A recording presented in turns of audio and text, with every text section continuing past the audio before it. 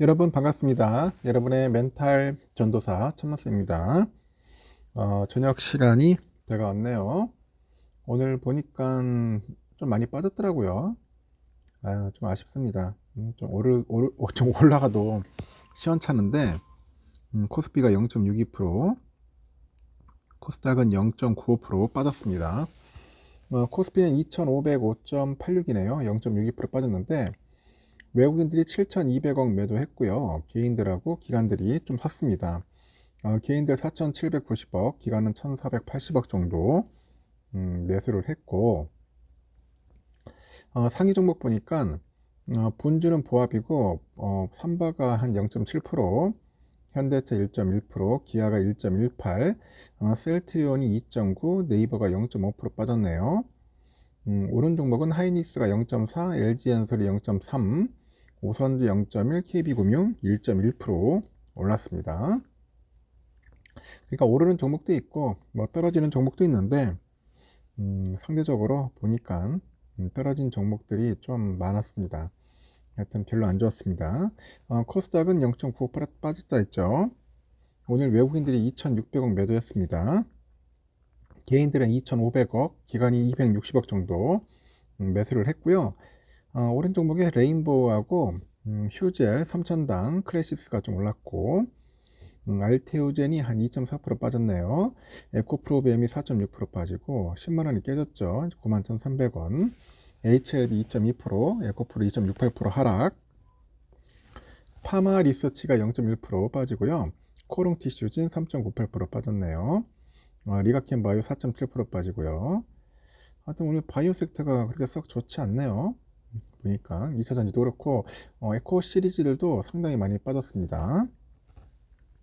앞으로 점점 더 힘들어지는 모습을 보이네요.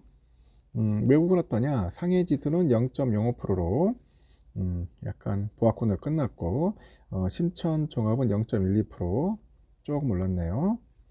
홍콩 항생 0.02 약보와 홍콩 H 0.07이고요. 마찬가지로 약보합으로 끝났고, 일본 니케이는 0.28% 소폭 올랐습니다. 그리고 대만은 0.08% 거의 보합권에서 마무리됐네요. 그러니까 뭐 아시아권 다 대부분이 안 좋아요. 아직까지. 트럼프가 또 과연 어떤 짓을 할지 다들 지금 걱정하는 그런 분위기입니다. 그러다 보니까 다들 지금 초긴장 상태다 그렇게 보시면 되겠습니다. 밸류업 공시는 늘었는데 금융주들이 랠리가 좀 이어질지 말지 상당히 궁금해지네요. 올해 초에 급격히 줄었던 밸류업 공시 기업이 다시 증가합니다. 정치적인 불확실성이 커졌는데도 이 공시가 늘어난 데 대해서 주주 환원이 거스르기 힘든 그런 트렌드로 자리 잡았기 때문이라는 평가가 나옵니다.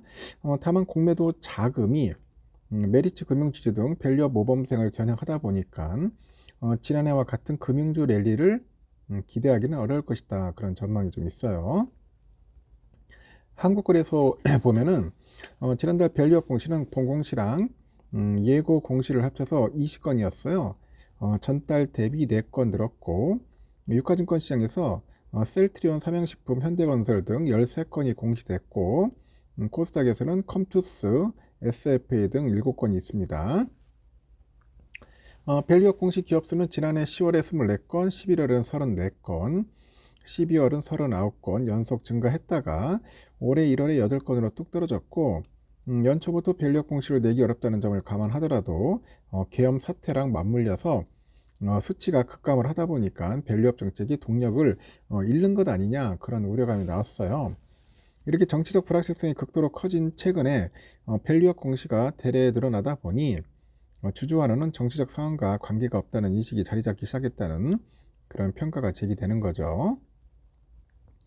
그래서 기업도 밸류업 공시를 하면서 눈치를 보는 시기는 끝났다고 판단하는 분위기다. 올해 주총 시즌이 끝난 만큼 상반기까지 그런 관련 공시가 많이 증가할 거라고 하는 거예요.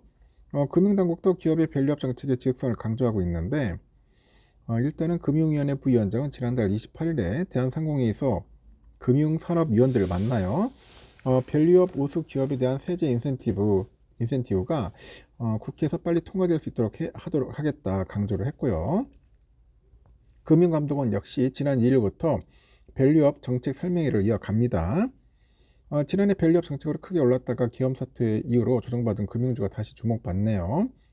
KB금융 작년 말 기업 사태 이전까지 87% 뛰었는데 이후에는 이날까지 20.5% 하락을 했고, 다만 이번 주부터 전면 재개된 공매도가 변수란 지적이 있어요.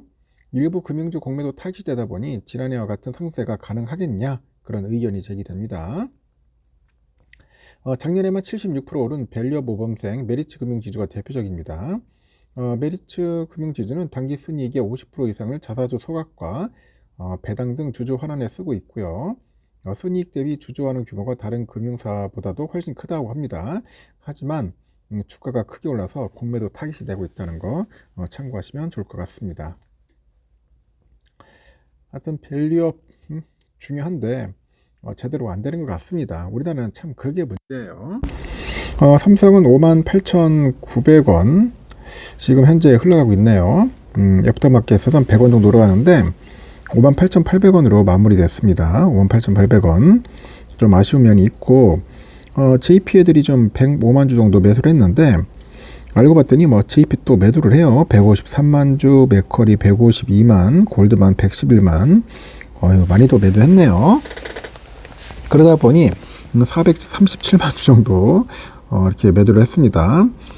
전체적으로 보니까 결국 외국인들은 한 47만 주 매도, 기관도 54만 매도 했고요. 개인들이 한 10만 주 매도했습니다. 그러니까 오늘 외국인 기관들이 쌍끌이 매도했고 금투가 한 107만 주 되네요.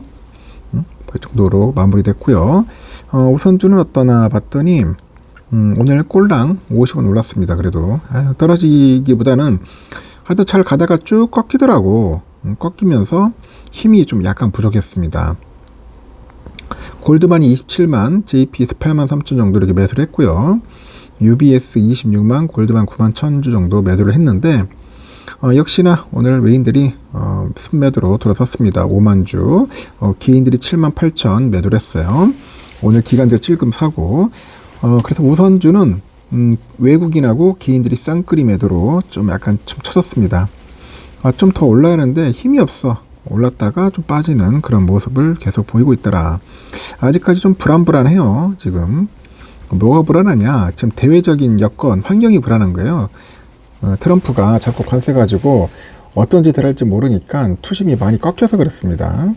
삼성이 비실비실해서 그런 게 아니라, 그리고 자꾸 반도체 관련된 이야기들이 나오고 있지 않습니까? 보조금을 어떻게 또 깎지는 않겠지만은 이상한 편법을 또 써가지고 참 삼성전자랑 하이닉스를 좀 괴롭히지 않을까 하는 그런 염려, 그런 두려움도 좀 있어요. 그러다 보니까 좀 약간 위축되는 것 같습니다. 하여튼 상황은 이렇게 끝났습니다. 좀 아쉽긴 하네요. 오늘 하이닉스는 0.46% 올랐습니다. 900원 참고하시기 바랍니다. 여기까지 하겠습니다, 여러분. 하여튼 저녁 맛있게 드시고 또 다음 시간에 뵙도록 해요.